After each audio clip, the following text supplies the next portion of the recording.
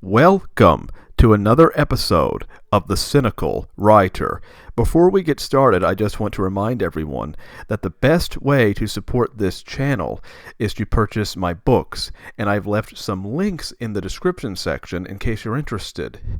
Now, what can writers learn from Jack Torrance? And when I refer to Jack Torrance, I'm talking about the Jack Torrance in the movie The Shining, not the book, although certain things would certainly apply to both characters.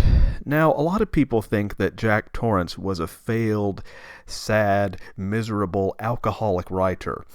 But I actually think that's a bit of an over-exaggeration, and if you haven't noticed, this episode is going to be a bit tongue-in-cheek, so bear with me. Because Jack Torrance, all he wanted to do was finish his book, but so many people were getting in the way. His wife, his son, so many people were preventing him from being the true writer that he needed to be. And he got a deal to be the manager, the curator of the Overlook Hotel during its off-season, where he would be completely alone. But he made the mistake of bringing his family along with him, which prevented him from actually getting any writing done. And for that reason, I think he became somewhat, I guess you could say, crazy, because he just couldn't finish his work because his family was bothering him all the time. Because think about it. Delbert Grady, who was the previous caretaker at the Overlook Hotel, was a caretaker 10 years prior to Jack. Well, obviously there had to be other caretakers between Grady and Jack, but they didn't grow crazy. Well, why is that? Well, probably because they didn't take their family with them.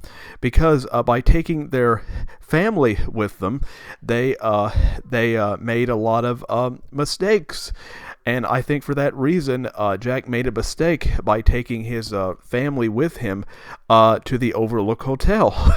He should have been alone, because I honestly think writing in a hotel all by myself for months, that would be a dream job for me. It wouldn't be a punishment. I would absolutely love that.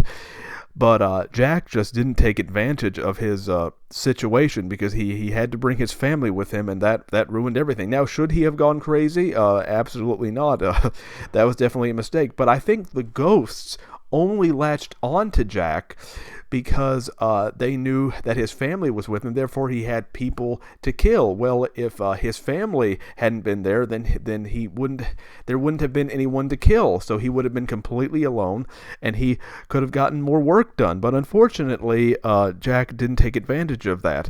But he was a dedicated writer.